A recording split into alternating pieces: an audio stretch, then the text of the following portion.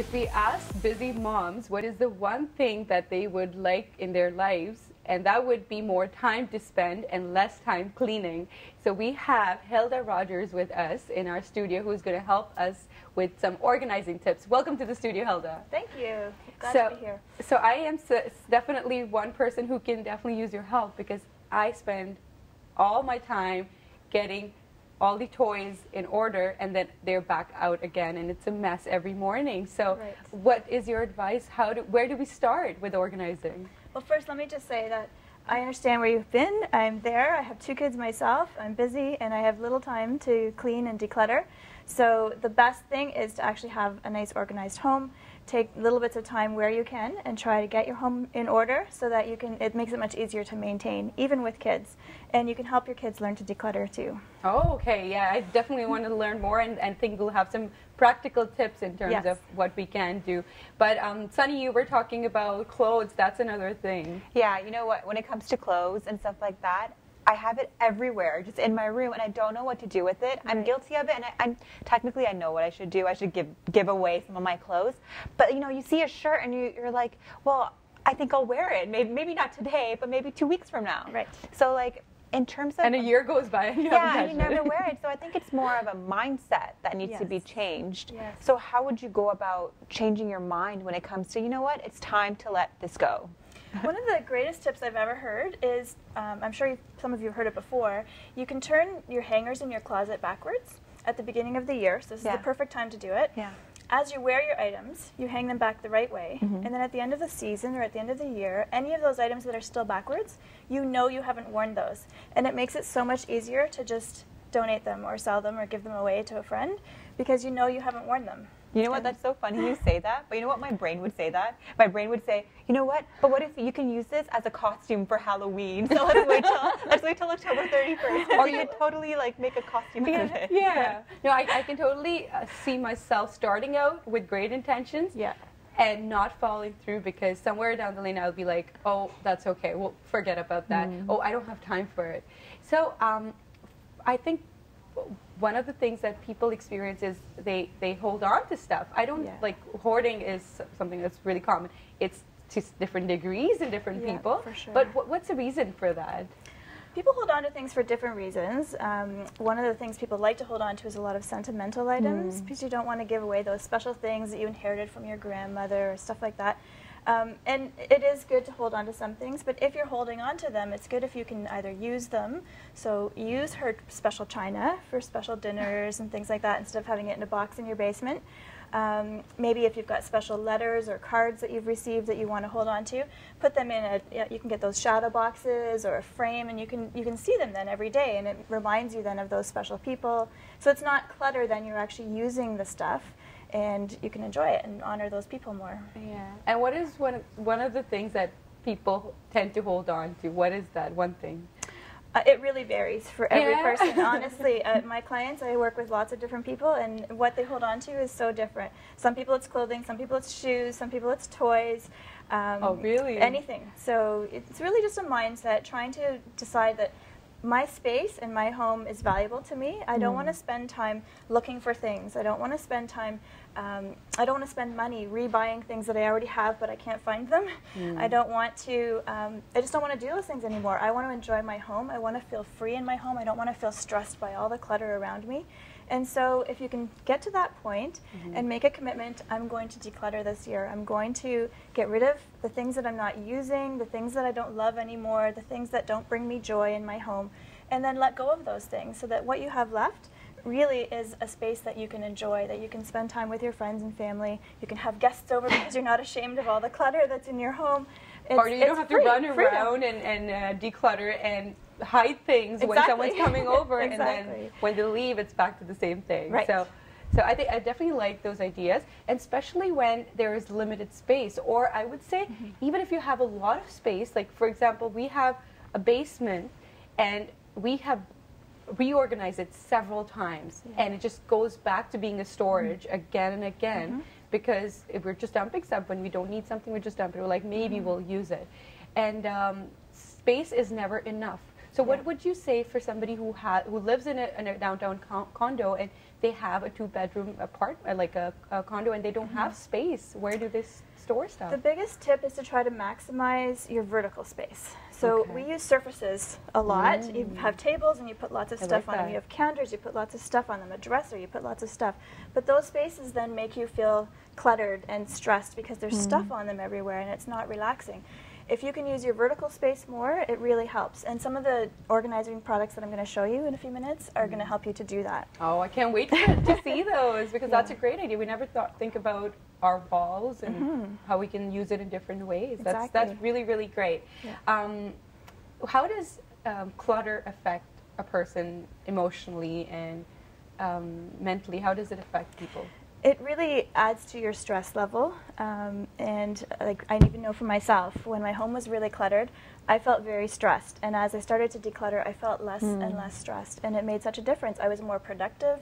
I was able to enjoy the space more. So it really is tied to your emotions, but there are strong links and ties between clutter and mental disorders. If you're depressed, it's really hard to tackle your clutter, but if you can tackle your clutter, it helps with the depression. They go hand in hand. So we will continue, and we'll get great tips from you, Hilda. Great. Stay tuned. We are going to come back with some great stuff.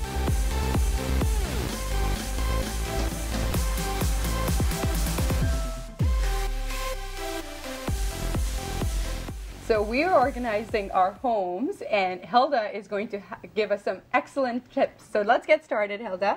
You have some great things. Tell us where can we start at our homes? Sure. Well, the first thing that I always suggest is you have a donate bin. Okay. Every home should have one of these. So as you're going through and decluttering, you can have a place where you can put everything that you're going to donate. And you can also set up boxes for relocate, sell, recycle. Oh, I love these. And the box can be bigger, right? Yes, because like you can bigger use any families. size. Yeah, that's perfect. So having bins for that, so the family knows. Exactly. Okay, anyways. Now I mentioned vertical space and using vertical space. So these are shoe organizers that you hang on the back of your door. And you can use them for a lot more things than shoes. So you can see, obviously, I've got my shoes and like a lint roller and stuff. Mittens, I love this. Hats for like and mitts, for the winter. scarves, yeah. So and you can I see also them. store Yeah. cleaning products. If you've got, just a kitchen that you want to have a bunch of stuff off the counters, Great. you can store. And this is really inexpensive too. Let me just hold up a few Toys, things. right? Yeah, Toys. my kids have stuffed animals. Certainly, you can do this with Ishana. Yeah. Put all of her toys. Oh boy, that's You're like not all of them. I need it badly. I think all the moms out there must be thinking. I was like, okay, this is great. So, so tell us, what do we? You can also put. I've got one of these in my linen closet, and you can put, all your extra toiletries, so you know what you have. Shampoo, And your shampoo, conditioner, and your washroom. That's really smart, actually. toothpaste, all that So kind these of stuff. little baskets are pretty much, you can get them anywhere. But, and they're easy to carry, move around. Yep. And then these are just like, for example, I put my daughter's headbands in a pocket. You could put, hair ties and nail polishes.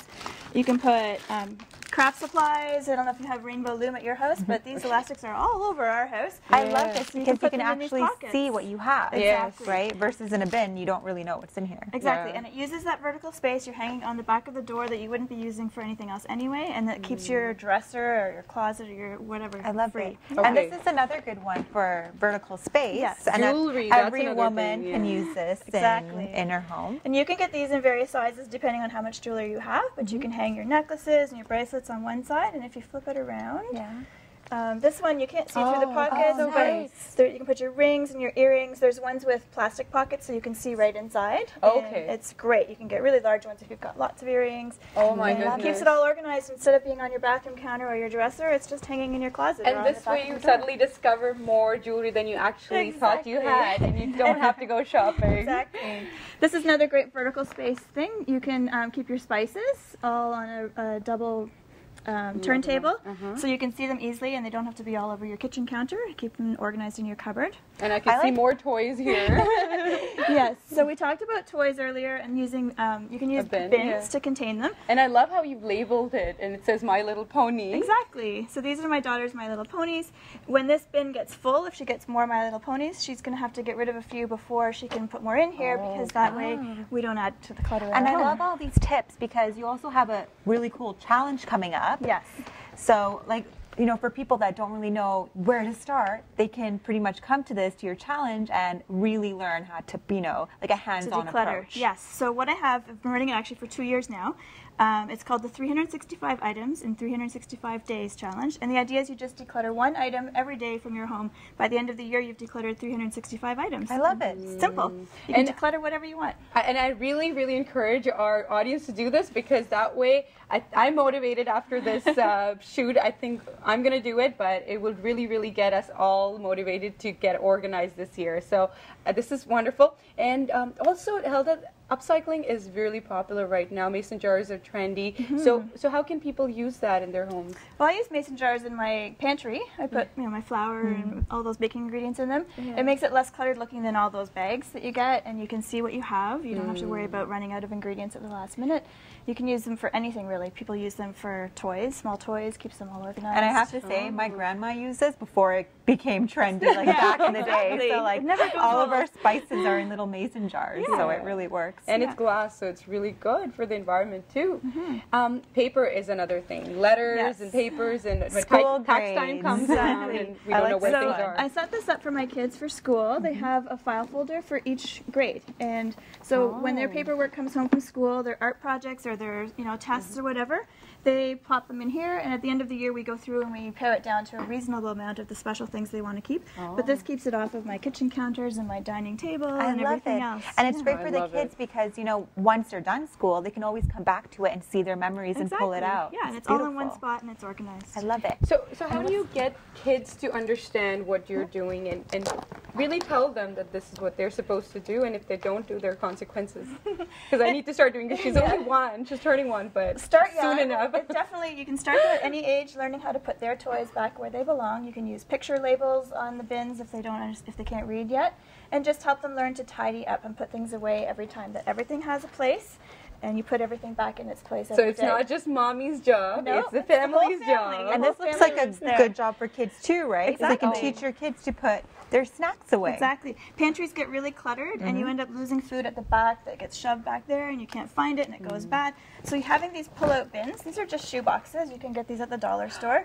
You just pull them out from your cupboard, and you can see everything in it. You can access the things from the back easily. I use them in my fridge. I use them in my freezer. I use them in my pantry. Like, they're wonderful, because they just make it easier to access everything so you don't get as much clutter. Yeah, I think one thing I've noticed is labels. That's one thing. Exactly. If we have to go out looking for stuff, labeler, containers, and then just making sure everybody in the house knows where things go.